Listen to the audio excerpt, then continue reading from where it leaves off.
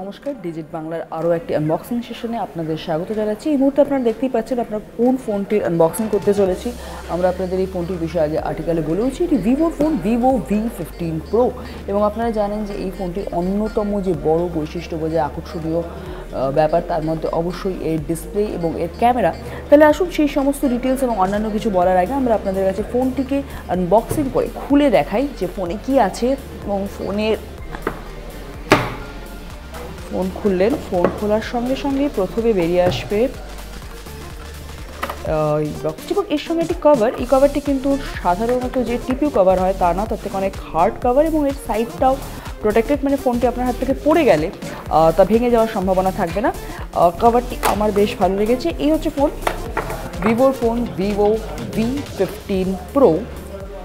ফোনটি অন হওয়ার জন্য এক সাইডে রেখে আমরা দেখি বক্স আর কি আছে। বক্সটি দেখতে পাচ্ছেন বেশ সুন্দর।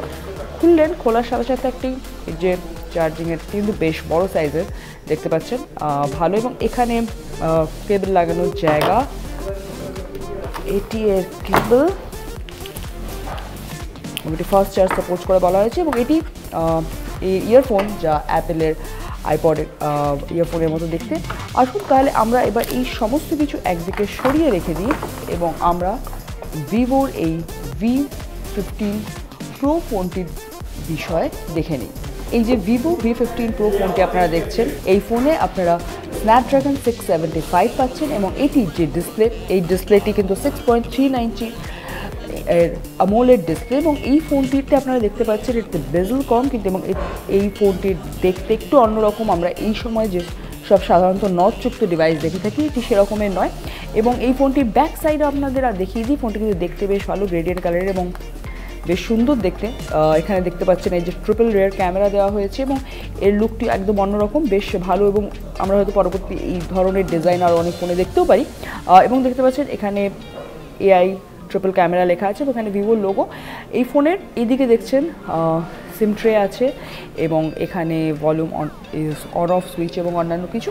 এই ফোনটির ক্যামেরার কথা আপনাদের বলে দিই। এই ফোনের যে 3টি রেয়ার ক্যামেরা দেখছেন, সেই 3টি রেয়ার ক্যামেরা হচ্ছে 48 মেগাপিক্সেল, 5 মেগাপিক্সেল এবং 8 মেগাপিক্সেলের। 48 মেগাপিক্সেলের ক্যামেরাটি সঙ্গে সঙ্গে আপনারা 5 এবং 8 মেগাপিক্সেলের যে ক্যামেরা পাচ্ছেন, সেই 5 এবং 8 মেগাপিক্সেলের ক্যামেরা f2.4 আর 2.2 অ্যাপারচার যুক্ত।